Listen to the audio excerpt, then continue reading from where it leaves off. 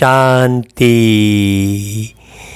बाबा कहते, मीठे बच्चे, श्रीमत पर भारत को स्वर्ग बनाने की सेवा करनी है। पहले स्वयं निर्विकारी बनना है, फिर दूसरों को कहना है। भाई, जब तक हम स्वयं कोई कार्य नहीं करते हैं तब तक दूसरों पर वो प्रभाव नहीं पड़ता है, क्योंकि लोगों को कमियां देखने की आदत है। इसलिए पहले स्वयं को संपन्न बनाना ही है। श्रीमत क्या है बाबा की?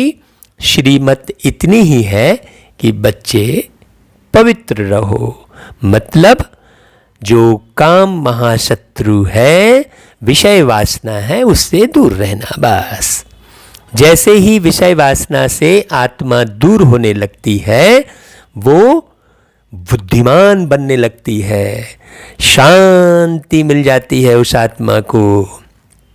श्रीमत यही है। और पवित्र बनने के लिए कौन सी विधि सिखाई बाबा ने? पवित्र बनने के लिए बाबा ने विधि सिखाई कि अपने को शरीर मत समझो, अपने को आत्मा जो हो आप। समझने वाली बात भी नहीं है, आप तो आत्मा हो ही, आत्मा समझो वाली बात भी नहीं रह जाएगी ना, आप तो आत्मा हो ही।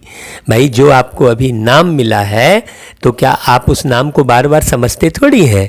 ये फाइनल हो जाता है कि हाँ मैं ये हूँ, ऐसा फाइनल करना। फिर बाबा ने प्रश्न किया, तुम महावीर बच्चों को किस बात की परवाह नहीं करनी है? सिर्फ कौन सी चेकिंग करते स्वयं को संभालना है, ये पूछा बाबा ने।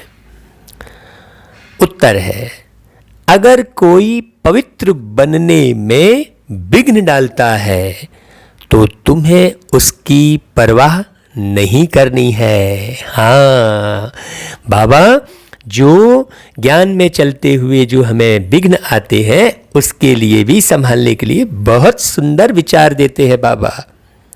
क्या बोल रहे हैं बाबा? कि अगर पवित्र बनने में कोई आपको विघ्न डालता है तो उसकी भी परवाह नहीं करनी है। सिर्फ चेक करो कि मैं महावीर हूं। हाँ, मैं तो उसके झांसे में नहीं आ जा रहा हूं। जो मुझे पवित्र बनने में विघ्न डाल रहा है, मैं तो नहीं आ रहा हूं ना। इसकी बड़ी गहराई है।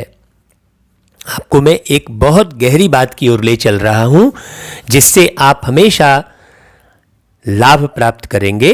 देखिए, अभी संसार में बहुत सी मनुष्य आत्माएं अकाले मौत का शिकार हो रही हैं, और जो अकाले मौत का शिकार हो रही हैं, उन्हें ये ज्ञान नहीं है कि वो एक आत्मा है और विषय विकारों से ग्रसित ही शरीर को छोड़ रही हैं। तो वासना युक्त जो आत्माएं हैं, वो आपको तंग कर सकती हैं। इसीलिए बाबा बार बार इशारे देते हैं कि बच्चे अपने को महावीर समझो, क्योंकि दूसरी आत्मा भी प्रवेश करके आपको अपवित्र बनाने के लिए विघ्न डालेगी। बाबा कहते हैं, तुम इस झांसे में मत आ जाना। कई साकार में है, कई आकार में है। बात समझने की है। इस पर आप जब बाबा से योग करेंगे, बाबा को गहन याद करेंगे, तो पूरी बात क्लियर हो जाएगी। बाबा कहते हैं, स्वयं को चेक करो कि मैं अपने आप को ठगता तो नहीं हूँ। हाँ, क्या होता है कि मन के अंदर में सूक्ष्म में वासना छुपी हुई होती है। हाँ, इच्छा स्वयं की होती है और बहाने हम बना देते हैं कि फलाने ने विघ्न डाला इसलिए ऐसा हो गया। ऐसा नहीं है। बाबा कुछ प्रश्न दे रहे हैं, उन प्रश्नों को आप हल कीजिए स्वयं। देखिए, एक तो प्रश्न बाबा ने ये दिया कि चेक करो कि मैं महावीर हूं। दूसरी बात, चेक करो कि मैं अपने आप को ठगता तो नहीं हूं। तीसरी बात, चेक करो कि बेहद का वैराग्य रहता है। बेहद का वैराग्य।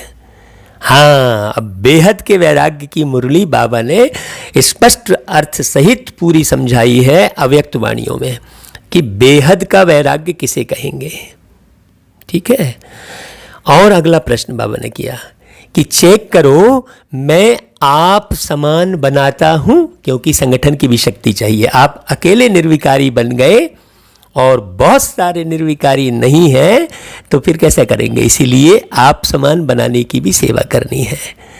तो आप जो ये मुरली सुन रहे हो, औरों को प्रेरित करो कि भाई आप भी सुनो, तब तो वो भी पवित्र बनेंगे। भाई आप अकेले पवित्र बन गए, आप अकेले बेहद के वैरागी बन गए, आप अकेले महावीर बन गए तो काम नहीं चलेगा। महावीर और भी लोगों को बनाना है, क्योंकि आप सतयुग में अकेले तो नहीं रहेंगे ना। अगली पॉइंट और चेक करना है, मेरे में क्रोध तो नहीं है। हाँ, क्योंकि अगर कोई पवित्र बनने में विघ्न डालता है तो मुझे क्रोध आ गया, तो क्रोध भी तो एक विकार है। तो इसलिए बाबा एक एक पॉइंट क्लियर कर रहे हैं। फिर अगली पॉइंट बाबा ने कहा कि जो दूसरों को कहता हूं, क्या वह खुद भी करता हूं। हाँ, देखिए, प्रश्न और उत्तर में ही बहुत अच्छा पुरुषार्थ छुपा हुआ है। अगर हमने ये जो बाबा ने उत्तर दिया है और प्रश्न किया है, इस पर अगर हमने गौर कर लिया तो निश्चित रूप से फिर हम कौन सा गीत गाएंगे कि तुम्हें पाके हमने जहां पा लिया है, ऐसा गीत।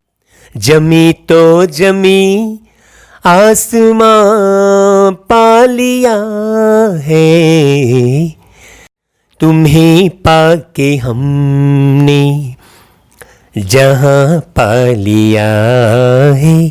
ये ऐसे बोल निकलेंगे, जमी तो जमी आसमां पा लिया है। हाँ, प्यारे बाबा को पा लिया है, क्योंकि आसमां के उस पार कौन है। बाकी तो आसमान पूरा पोलार है। सबसे मीठा सबसे प्यारा तो बाबा है। अच्छा भाई, ओम शांति। बाबा कहते हैं इसमें बोलने का नहीं रहता, यह समझने की बात है। मतलब खाली ओम शांति बोल रहे हैं, लेकिन ओम शांति को हम समझे हैं क्या। ओम मतलब मैं एक आत्मा शांत स्वरूप। अब इसमें बोलने की क्या दरकार है भाई। बाबा कहते हैं मीठे मीठे रूहानी बच्चे समझ रहे हैं कि हम फिर से देवता बन रहे हैं। हाँ, जो मीठा बना है और जो रूहानियत लाया है अपने जीवन में, वही बच्चा समझ पाएगा कि हम फिर से देवता बन रहे हैं। और जिसके अंदर क्रोध है, जिसके अंदर राग है, जिसके अंदर जो है चाहना है बहुत सारी, जिसके अंदर सूक्ष्म में वासना छुपी है, वो कभी नहीं समझेगा कि हम फिर से देवता बन रहे हैं, है ना। जो इन बातों से मुक्त रहेगा वही समझेगा कि हम संपूर्ण निर्विकारी बन रहे हैं। बाप आकर कहते, बच्चे काम को जीतो, अर्थात पवित्र बनो। बच्चों ने गीत सुना, अब फिर से बच्चों को स्मृति आई है। बाबा ने कहा कि हम बेहद के बाप से बेहद का वर्षा लेते हैं जो कोई छीन न सके। देखो, यहाँ पर वर्षा देने वाले बाप अर्थात परमात्मा भी गुप्त है, उनका वर्षा भी गुप्त है, तो कोई छीन कैसे सकेगा, दिखाई ही नहीं दे रहा है। ये तो सब समझने की बात है ना भाई।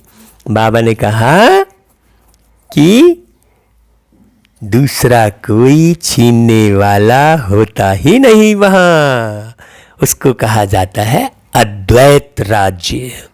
फिर बाद में रावण राज्य दूसरे का होता है। अभी तुम समझ रहे हो और समझाना भी ऐसे है। भाई कैसे समझाना है, ऊपर बाबा ने कहा कि स्वयं बनकर समझाना है। हाँ, हम फिर से भारत को श्रीमत पर वाइसलेस बना रहे हैं। पहले विशेष था, ऊंचते ऊंच भगवान तो सब कहेंगे, उनको ही बाप कहा जाता है। तो यह भी समझाना है, लिखना भी है, भारत जो संपूर्ण निर्विकारी स्वर्ग था वह अब विकारी बन गया है। फिर हम श्रीमत पर भारत को स्वर्ग बना रहे हैं। बाप जो बताते हैं उसको नोट कर फिर उस पर विचार सागर मंथन कर लिखने में मदद करनी चाहिए। अब देखो यहाँ पर बाप जो बता रहे हैं उसको नोट करना, फिर विचार सागर मंथन कौन सा करना कि मैं कितना बना हूँ ये विचार करना। कैसे बनना है ये तो विधि बाबा सिखा रहे हैं। जो विधि सिखा रहे हैं उस विधि अनुसार क्या मैं चल रहा हूँ वैसा का वैसा। यदि मैं सुन रहा हूँ और जो विधि बाबा सिखा रहे हैं वैसा का वैसा नहीं चल रहा हूँ तो ये समझ लो कि मैं अपने लिए पहाड़ जैसा दुख अख्तियार कर रहा हूँ, तैयार कर रहा हूँ। बाबा कहते हैं विचार सागर मंथन करो कि ऐसा क्या क्या लिखे जो मनुष्य समझे भारत बरोबर स्वर्ग था। और क्या क्या लिखे ये बुद्धि में कब आएगा? जब हम, ऊपर बाबा ने कहा श्रीमत पर, जब हम पूरी तरह से श्रीमत का पालन करेंगे। ऐसा नहीं इधर मुंडी हिला रहे हैं और उधर अपने मन मर्जी से जो शौक लग रहा है वो कर रहे हैं, जो अच्छा लग रहा है वही कर रहे हैं। ऐसा नहीं करना है। बोले अरे क्या होता है, अरे थोड़ा सा ये भी कर लिया तो क्या होता है, ऐसा नहीं। बाबा कहते हैं रावण का राज्य उस समय था नहीं, कब? सतयुग में। बच्चों को बुद्धि में है, क्या है कि अभी हम भारतवासियों को बाप वाइसलेस बना रहे हैं। ये बात बच्चों की बुद्धि में है। और बुद्धि में होने के बाद भी यदि हम निर्विकारी नहीं बने तो फिर कितने पाप के भागी बनेंगे। हाँ, इसलिए बाबा कहते हैं पहले अपने को देखना है। हम निर्विकारी बने हैं, ईश्वर को मैं ठगता तो नहीं हूं कहीं। हाँ, अगर आप ईश्वर को ठग रहे हैं तो समझ लो इतना ज़्यादा कष्ट मिलने वाला है जिसका कोई पारावार नहीं है, जिसकी कोई सीमा नहीं है। ऐसे नहीं कि ईश्वर हमको देखता थोड़ी ही है। तुम्हारे मुख से यह अक्षर निकल ना सके, कोई देखे या ना देखे अल्लाह देख रहा है। सुना है ना आपने? तुम जानते हो पवित्र बनाने वाला पतित पावन एक बाप ही है। भारत वाइसलेस था और अभी बाबा फिर बना रहे हैं, है ना भाई? यथा राजा रानी तथा प्रजा होगी। तुम जानते हो पवित्र बनाने वाला पतित पावन एक ही बाप है। यह देवताएं संपूर्ण निर्विकारी है ना। बाबा ने कहा तब तो सारे भारत को स्वर्ग कहा जाता है ना, अभी नर्क है। यह 84 जन्मों की सीढ़ी बहुत बहुत अच्छी चीज है। कोई अच्छा हो तो उनको सौगात भी दे सकते हैं। हाँ, बड़े बड़े आदमियों को बड़ी सौगात मिलती है ना, तो तुम भी जो आते हैं उनको समझा कर ऐसी ऐसी सौगात दे सकते हो। हाँ, समझा कर देना है भाई। बगैर समझाए दोगे तो वो जाकर क्या करेगा, अरे ये क्या दिया है भाई सोचेगा। लेकिन समझा कर दोगे तो वो समझेगा, वाह ये तो बहुत अच्छी चीज़ दी है। चीज़ हमेशा देने के लिए तैयार रहती है। तुम्हारे पास भी नॉलेज तैयार रहनी चाहिए। इसलिए विचार सागर मंथन की बात कही बाबा ने। जितना ज़्यादा आप विचार सागर मंथन करेंगे उतनी ज़्यादा नॉलेज आपकी हमेशा हर वक्त तैयार रहेगी। नहीं तो ऐसे ऐसे प्रश्न कर देंगे आपसे कि आप उसका जवाब ही नहीं दे पाएंगे, तो सामने वाला सोचेगा क्या पढ़ा है ये। इसलिए बाबा पढ़ाई की ओर विशेष ध्यान खिंचवाते हैं। बाबा ने कहा सीढ़ी में पूरा ज्ञान है। हमने कैसे 84 जन्म लिए हैं यह याद रहना चाहिए। हाँ, यह समझ की बात है ना। जरूर जो पहले आए हैं उन्होंने ही 84 जन्म लिए हैं और उनकी ही बाबा की मुरली पर ज़्यादा लगन होगी। उनकी ही लगन बाबा पर होगी, उनकी ही लगन 84 के चक्र के ज्ञान को खूब गहराई से समझने की और औरों को समझाने की होगी। ये बात समझना, नहीं तो ऐसे ही लापरवाही से घूमते रहेंगे, यहीं अपना शौक और फैशन ये सब पूरा करते रहेंगे, इधर उधर की झरमोई में लगे रहेंगे। यहाँ के रहेंगे जो बाबा की लगन वाला होगा, जो 84 जन्म वाला होगा, जो सतयुग के पहले पहले आएगा, वो बिल्कुल पूरी लगन उसकी, पूरा नशा दिखेगा उसका। तो बाबा कहते हैं जरूर जो पहले आए हैं उन्होंने ही 84 जन्म लिए हैं। बाप 84 जन्म बताकर फिर कहते हैं इनके बहुत जन्मों के अंत में साधारण तन में मैं प्रवेश करता हूँ, फिर इनका नाम रखता हूँ ब्रह्मा, इन द्वारा ब्राह्मण रचता हूँ। हाँ, अगर मान लो नाम नया ना रखें तो वो पुराने नाम के ही स्मृति में रहेंगे ना, इसलिए नाम रखने की भी बहुत अच्छी जो है बाबा ने विधि बताई थी। बाबा ने कहा अगर मैं इन्हें का नाम ब्रह्मा ना रखूं तो फिर इन द्वारा ब्राह्मण कैसे रचूं, और फिर ब्राह्मण कहाँ से लाऊं? ब्रह्मा का बाप कभी सुना है क्या? जरूर भगवान ही कहेंगे। ब्रह्मा और विष्णु को दिखाते हैं सूक्ष्म वतन में। बाप तो कहते हैं मैं इनके 84 जन्मों के अंत में प्रवेश करता हूँ। अब सूक्ष्म वतन वाली बात नहीं है, ये सूक्ष्म बात बाबा बताते हैं, इसे कोई नहीं जानता। क्यों? क्योंकि सब के सब जिसने 84 जन्म लिए वो भी भूल गया। अरे भाई, एक दिन पहले का याद नहीं रहता तो 84 जन्म को कहाँ से याद रहेगा? ये तो परमात्मा ही बता सकते हैं ना। बाबा कहते हैं एडॉप्ट किया और नाम बदली किया। ऐसा ही करते हैं, जैसे एक पुरुष पत्नी बनाता है और घर में लाके उसका नाम बदल देता है, एडॉप्ट करता है ना भाई पत्नी को, बस वैसा ही है। बाबा ने कहा सन्यास भी कराया जाता है। सन्यासी भी जब सन्यास करते हैं तो फौरन भूल नहीं जाते हैं, अंदर में याद जरूर रहती है। तुमको भी याद रहेगी, परंतु तुमको उनके लिए वैराग्य है, क्योंकि तुम जानते हो यह सब कब्र दाखिल होने हैं। हाँ, ये जानते हो, ऐसा नहीं है कि तुम भूल गए हो, लेकिन समझ है, तो मूल बात समझ की है। तो तुम ये समझते हो ना कि अब ये सब कब्र दाखिल होना है, इसलिए हम उनको याद क्यों करें, ऐसा समझते हो। ज्ञान से सब कुछ समझना है अच्छी रीति। वह भी ज्ञान से ही घर बार छोड़ते हैं। उनसे पूछा जाए घर बार कैसे छोड़ा तो बताते नहीं हैं। फिर उनको युक्ति से कहा जाता है आपको कैसे वैराग्य आया, हमको सुनाओ तो हम भी ऐसा करें।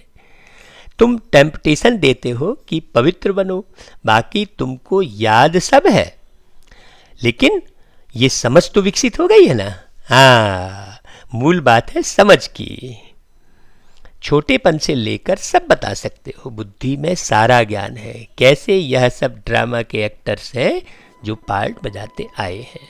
अभी सबके कलयुगी कर्म बंधन टूटने हैं, फिर सब के सब जाएंगे शांति धाम, वहाँ से फिर सबका नया संबंध फिर जुटेगा। समझाने की पॉइंट्स भी बाबा अच्छी अच्छी देते रहते हैं ना भाई। यही भारतवासी आदि सनातन देवी देवता धर्म वाले थे तो वाइसलेस थे, फिर 84 जन्मों के बाद विशेष बने हैं। हाँ, अब फिर वाइसलेस बनना है, परंतु पुरुषार्थ कराने वाला चाहिए। अभी तो तुमको पुरुषार्थ कराने के लिए बाप मिला है ना, तो अभी तुमको बाप ने बताया है। कितनी खुशी होनी चाहिए कि हमसे पुरुषार्थ कौन करा रहे हैं? डायरेक्ट परमात्मा। बाकी लोग तो परमात्मा को खोज ही रहे हैं, और यहाँ प्यारे बाबा हमको पुरुषार्थ करा रहे हैं। बाबा कहते हैं तुम वही हो ना, देखो याद दिला रहे हो, देखो बाबा गहरे में ले जा रहे हैं, वही हो ना भाई। बच्चे भी कहते हैं बाबा आप वही हैं। बाप कहते हैं कल्प पहले भी तुमको पढ़ाकर राज्य भाग्य दिया था, कल्प कल्प ऐसे करते रहेंगे। कितनी सहज बात है। ड्रामा में जो कुछ हुआ, विघ्न पड़े फिर भी पड़ेंगे, उस तरफ ध्यान ही नहीं देना है। जीवन में क्या क्या होता है याद तो रहता है ना, इनको तो सब याद है। बतलाते भी हैं, गावड़े का छोकरा था और बैकुंठ का मालिक बना। बैकुंठ में गावड़ा कैसे होगा भाई, यह तुम अभी जानते हो। गावड़े का छोकरा कौन, हाँ बैकुंठ कौन, ये समझने की बात है।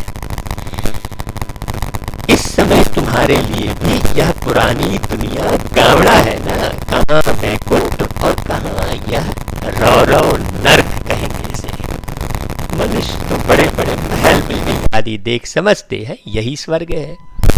बाप कहते हैं यह तो सब मिट्टी पत्थर है, इनकी कोई वैल्यू नहीं। वैल्यू सबसे जास्ती हीरे की होती है। हीरा मतलब कौन हुआ, हीरा मतलब तुम बच्चे। हाँ, बाप कहते हैं विचार करो, सतयुग में तुम्हारे सोने के महल कैसे थे। वहाँ तो सब खानियाँ भरी होती है, ढेर का ढेर सोना होता है। तो बच्चों को कितनी खुशी होनी चाहिए। कोई समय मुरझाइश आती है तो बाबा ने समझाया है, कई ऐसे रिकॉर्ड हैं जो तुमको फौरन खुशी में ला देंगे। हाँ, सारा ज्ञान बुद्धि में आ जाता है जैसे ही गीत सुनेंगे। तो इसलिए गीत अच्छे से सुनना भाई, बहुत सारे गीत तो बाबा ने बनवाए हैं। छीनने झपटने वाले तो सब परम धाम में लटक जाएंगे ना जाके। हाँ, आधा कल्प अर्थात 2500 साल के लिए हम सुखधाम, 2500 साल तक हम सुखधाम के मालिक रहेंगे। हाँ, देखो कितनी खुशी की बात है। ये केवल बात ही बात नहीं है, ये प्रैक्टिकल में हो रहा है, अब मानो या ना मानो।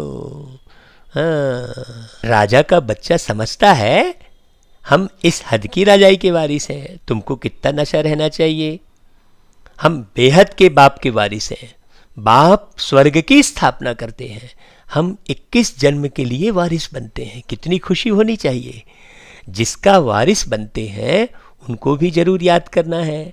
याद करने बगैर तो वारिस बन नहीं सकते। याद करे तो पवित्र बने, पवित्र बने तभी वारिस बन सके।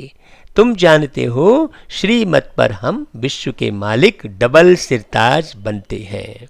जन्म बाई जन्म हम राजाई करेंगे। मनुष्यों का भक्ति मार्ग में होता है विनाशी दान पुण्य। भाई किसी को भोजन खिला दिया तो 2 घंटे में उसकी भूख मिट गई, तो 2 घंटे का पुण्य जमा किया भाई। और ज्ञान सुनाया तो वो ज्ञान तो मिटता नहीं है भाई। तुम्हारा है अविनाशी ज्ञान धन। तुमको कितनी बड़ी लॉटरी मिलती है, कर्मों अनुसार फल मिलता है ना। कोई बड़े राजा का बच्चा बनता है तो बड़ी हद की लॉटरी कहेंगे। सिंगल ताज वाले सारे विश्व के मालिक तो बन न सके। सिंगल ताज मतलब जो अभी पद पोस्ट पा रहे हैं वो पवित्रता का ताज तो है नहीं उनके पास। डबल ताज वाले विश्व के मालिक तुम बनते हो। उस समय दूसरी कोई राजाई है नहीं। फिर दूसरे धर्म तो 2500 साल बाद में आते हैं। वह जब तक वृद्धि को पाएं तो पहले वाले राजाएं विकारी बनने के कारण मतभेद में टुकड़े टुकड़े अलग कर देते हैं। हाँ, कोई कहीं चला जाता है, कोई कहीं चला जाता है। बड़ी गहरी बात समझने की है। और गहरी क्या, सिंपल सी बात है भाई।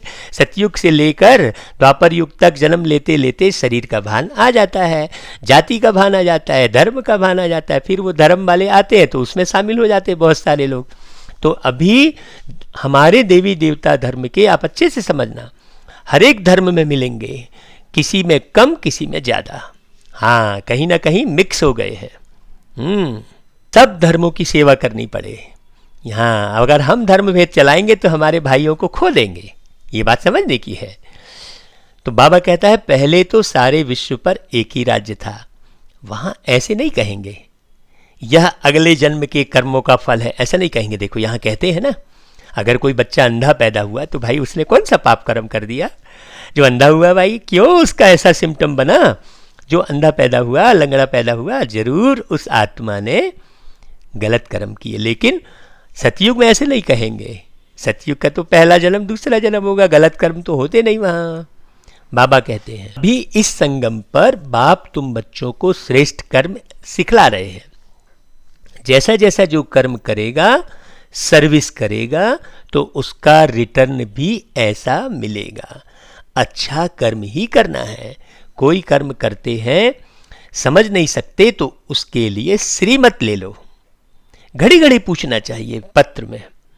बाबा कहते हैं जैसे अभी प्राइम मिनिस्टर है, तुम समझते हो कितनी पोस्ट आती होगी, परंतु वह कोई अकेले नहीं पढ़ते हैं, उनके आगे बहुत पोट्री होते हैं, वह सारी पोस्ट देखते हैं, जो बिल्कुल मुख्य होगी पास करेंगे तब प्राइम मिनिस्टर के टेबल पर रखेंगे। बाबा कहते हैं यहाँ भी ऐसा होता है, निमित्त बने जो भाई बहन हैं, जिनको बाबा ने निमित्त बनाया है, उनको आप पूछ सकते हैं। बाबा कहते हैं मुख्य मुख्य पत्रों का तो फौरन रेस्पॉन्ड दे देते हैं, बाकी के लिए याद प्यार लिख देते हैं। देखो कितनी मैंने खुली बात बता रहे बाबा।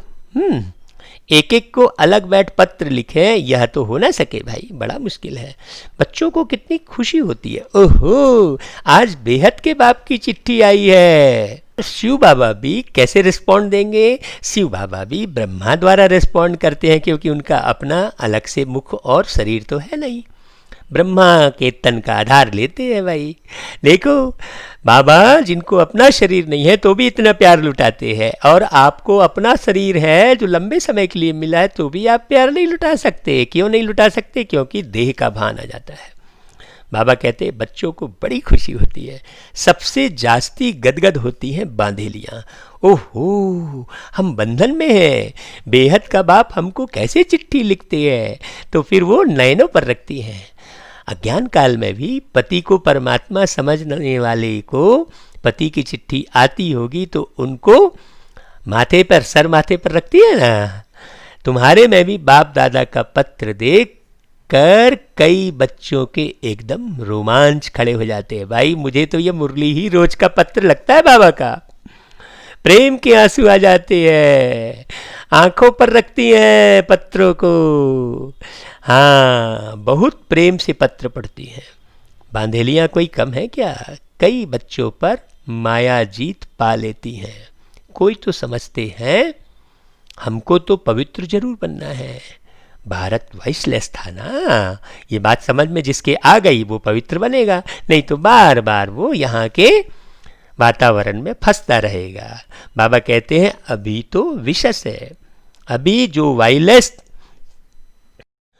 जो वाइसलेस बनेंगे हैं वही पुरुषार्थ करेंगे, जो वाइसलेस बनने होंगे।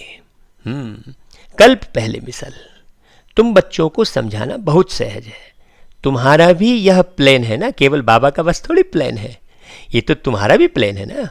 बाबा ने कहा गीता का युग चल रहा है, गीता का ही पुरुषोत्तम युग गाया जाता है। तुम लिखो भी ऐसे, गीता का यह पुरुषोत्तम युग है, जबकि पुरानी दुनिया बदल नहीं होती है।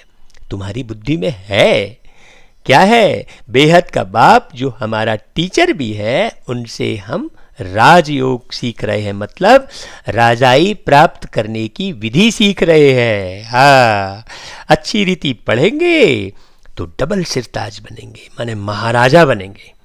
कितना बड़ा स्कूल है, राजाई स्थापन होती है, प्रजा भी जरूर अनेक प्रकार की होगी, इसलिए बहुत ज़्यादा कहीं उलझना फंसना नहीं है। हाँ क्योंकि प्रजा भी तो होगी ना भाई। ये बाबा बीच बीच में एक शब्द बोल के जो महाराजा बनने वाले बच्चे हैं उनको जागृत करते हैं। जो कोई फंसेगा वो फिर प्रजा के साथ चल देगा, इसलिए फंसना नहीं है कहीं भी। राजाई वृद्धि को पाती रहेगी, कम ज्ञान उठाने वाले पीछे आएंगे। देखो स्पष्ट कह दिया बाबा ने। अब जिसको मुरली लंबी लग रही है तो वो फिर क्या सीखेगा, जिसका मुरली की तरफ ध्यान ही नहीं है। हाँ जिसका मुरली में जो है प्रेम नहीं है, जिसको मुरली पढ़ के नशा नहीं चढ़ता है, जिसको मुरली पढ़ के जो है बाबा की याद नहीं आती है, वो क्या आएंगे, वो पीछे ही आएंगे। जैसा जो पुरुषार्थ करेंगे वह वैसा पहले आते रहेंगे। यह सब बना बनाया खेल है, यह ड्रामा का चक्र रिपीट होता है ना। बाबा कितना न्यारा करते हैं, देखो मुरली पढ़ा पढ़ा कर। अभी तुम बाप से वर्षा ले रहे हो, बाप कहते हैं बच्चे पवित्र बनो, इसमें कोई विघ्न डालता है तो परवाह नहीं करनी चाहिए। रोटी टुक्कड़ तो मिल सकती है ना, बच्चों को पुरुषार्थ करना चाहिए तो याद रहेगी। बाबा भक्ति मार्ग का मिसाल बताते हैं। पूजा के टाइम बुद्धि योग बाहर में जाता था तो अपना कान पकड़ते थे, चमाट लगाते थे। जब भक्ति में ऐसा करते थे तो अब तो यह है ज्ञान में भी मुख्य बात है याद की। याद न रहे तो अपने को थप्पड़ मारना चाहिए। माया मेरे ऊपर जीत क्यों पाती? क्या मैं इतना कच्चा हूं? ऐसा देखो बाबा कितना प्यार से पढ़ा रहे हैं। मुझे तो इन पर जीत पानी है। अपने आप को इस प्रकार अच्छी रीति संभालना है। अपने से पूछो, मैं इतना महावीर हूं? क्या करता है? बस लगातार मैसेज फॉरवर्ड करता रहेगा। अरे पहले तो पक्का बनो ना। जब कोई हमसे बात करे तो हमें समझ में आए कि वो कितना पक्का बना है। अब बात ही नहीं करते। जो क्या है, जो अंदर अंदर गड़बड़ी करते रहते हैं ना, वो गड़बड़ी वाला भी चुप रहता है बहुत। और जो बाबा की याद में मगन रहता है वो भी चुप रहता है। दोनों चुप्पी है, लेकिन दोनों चुप्पी को अलग अलग पहचानना होता है। बाबा कहते हैं औरों को भी महावीर बनाने का पुरुषार्थ तो करना है ना। इसलिए पूछो अपने आप से, भाई जितना बहुतों को आप समान बनाएंगे तो उतना ऊंचा दर्जा पाएंगे। भाई अपना राज्य भाग लेने के लिए रेस करनी है, रीस नहीं करनी है। हाँ, अगर हमारे में ही क्रोध है तो दूसरे को कैसे कहेंगे भाई क्रोध नहीं करना है? सच्चाई तो नहीं कहलाई ना। लज्जा आनी चाहिए। दूसरों को समझाएं और वह ऊंच बन जाए और हम नीचे ही रह जाएं। यह भी कोई पुरुषार्थ है क्या? ये तो पंडित वाली बात हो गई। नारायण नारायण कह रहे हैं और देखो आकर्षित हो गए लक्ष्मी की तरफ, तो कहा जाओ भाई अपना थोड़ा चेहरा देखो। तो नदी में जाकर देखा बाद में, तो देखा अरे बंदर का दिख रहा है चेहरा। तो ऐसा ही मोह लटका हुआ है। और बाबा बाबा करे पड़े हैं। अंदर से प्यार नाती पोतों में, घर की सामग्री में, पद पोस्ट में है, और ऊपर से बाबा बाबा कह रहे हैं, मुरली भी सुन रहे हैं। ऐसे बहुत पंडित जैसे हैं। बाबा ने कहा, बाबा कहते बाप को याद करते तुम इस विषय सागर से क्षीर सागर में चले जाते हो। बाकी यह सब मिसाल बाप बैठ समझाते हैं जो फिर भक्ति मार्ग में रिपीट करते हैं। भ्रमरी का भी मिसाल है। तुम ब्राह्मणिया हो ना बीके, यह तो सच्चे सच्चे ब्राह्मण हुए। प्रजापिता ब्रह्मा कहाँ है भाई? जरूर यहाँ ही होगा ना, वहाँ थोड़ा ही होगा। तुम बच्चों को बहुत होशियार बनना चाहिए। बाबा का प्लान है मनुष्य को देवता बनाने का। तो तुम्हारा भी यही प्लान होना चाहिए ना। यह चित्र भी है समझाने के लिए। इनमें लिखत भी ऐसी होनी चाहिए। गीता के भगवान का यह प्लान है ना। हम ब्राह्मण हैं चोटी, एक की बात थोड़ी ही होती है। प्रजापिता ब्रह्मा तो चोटी ब्राह्मणों की हुई ना। ब्रह्मा है ही ब्राह्मणों का बाप। इस समय बड़ा भारी कुटुंब होगा ना। वही मैं कहता हूँ, लोग एक जन्म में एक मकान बनाने को तरसते रहते हैं, एक घर बनाने के लिए सारी जिंदगी निकाल देते हैं। और देखो मुझ आत्मा ने तो सारे संसार में अपना घर बना लिया। अभी जहाँ भी जाएं तो रहने को घर है हमारे लिए, लेने आने को गाड़ी है, और कितना बड़ा कुटुंब बाबा ने दे दिया है। आप भी आ जाओ तो ऐसे बड़े कुटुंब से आप भी जुड़ जाओगे तो देखो कितनी खुशी रहेगी। बाबा कहते हैं जो फिर तुम दैवी कुटुंब में आते हो, इस बड़े कुटुंब से जो जुड़ा हुआ रहेगा वही दैवी कुटुंब में आएगा, और जो अलग थलग भागेगा वो कभी नहीं आएगा। इस समय तुमको बहुत खुशी होती है क्योंकि लॉटरी मिलती है। तुम्हारा नाम बहुत है, वंदे मातरम कहते हैं। शिव की शक्ति से ना तुम हो ना, वह तो सब है झूठे। बहुत होने के कारण मूंझ पड़ते हैं, इसलिए राजधानी स्थापन करने में मेहनत लगती है। बाप कहते हैं यह ड्रामा बना हुआ है और इनमें मेरा भी पार्ट है। मैं हूँ सर्वशक्तिवान, मेरे को याद करने से तुम पवित्र बन जाते हो। भाई ऐसा कोई बोल सकता है क्या? सबसे जास्ती चुंबक है शिव बाबा, वही ऊंचते ऊंच रहते हैं। अच्छा मीठे मीठे शिकिलधे बच्चों प्रति माता पिता बाप दादा का याद प्यार और गुड मॉर्निंग। रूहानी बाप की रूहानी बच्चों को नमस्ते, और हम रूहानी बच्चों की रूहानी माता पिता बाप दादा को याद प्यार गुड मॉर्निंग और नमस्ते। फिर सार क्या है भाई? सार जो बाबा बताते वो तो सुनना ही है, लेकिन पूरी मुरली फिर से रिपीट करके अपना सार भी निकालना है कि आपने अपने लिए इस मुरली से क्या उठाया, तो तुम्हें अपनी कमी कमजोरी का पता लगेगा। बाबा कहते सदा ही नशे व खुशी में रहना है कि हम 21 जन्मों के लिए बेहद बाबा के वारिस बने हैं। जिनके वारिस बने हैं उनको याद भी करना है और पवित्र भी जरूर बनना है। फिर दूसरी पॉइंट है, बाप जो श्रेष्ठ कर्म सिखला रहे हैं वही कर्म करने हैं। श्रीमत लेते रहना है। मुरलियों से आपको श्रीमत मिलती रहेगी, लेकिन गहराई से सुनेंगे तब। फिर वरदान, मनसा पर फुल अटेंशन देने वाले चढ़ती कला के अनुभवी विश्व परिवर्तक भव। हाँ, अपने मन के अंदर के संकल्पों पर विशेष ध्यान देना।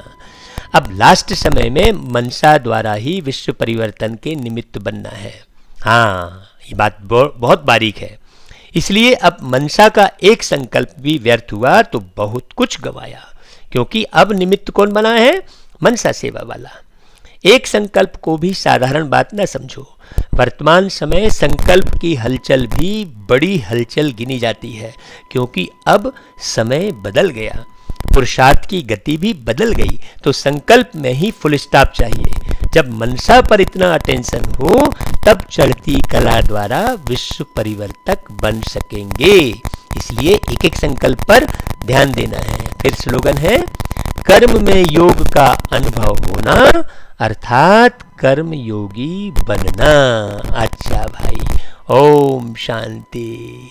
हाँ, वो गीत है ना, अपनी चिंतन की धारा बदल लो, रोग चिंता का मिट जाएगा, कर तपस्या करो याद शिव को, मन को आराम मिल जाएगा, अपनी चिंतन की धारा बदल लो। जैसा सोचोगे वैसा बनोगे, बोल और कर्म बदलेंगे सारे। जैसा सोचोगे वैसा बनोगे, बोल और कर्म बदलेंगे सारे।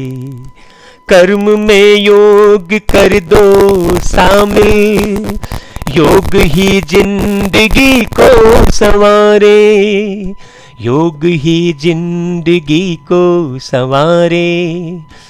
अपनी वाणी में अमृत पिरो लो, बोल वरदानी बन जाएगा, अपनी चिंतन की धारा बदल दो, रोग चिंता का मिट जाएगा, अपनी चिंतन की धारा बदल दो। ये गीत की कुछ लाइन इसलिए सुनाई कि स्लोगन वैसा था कि कर्म में योग का अनुभव होना अर्थात कर्मयोगी बनना। अच्छा भाई, ओम शांति।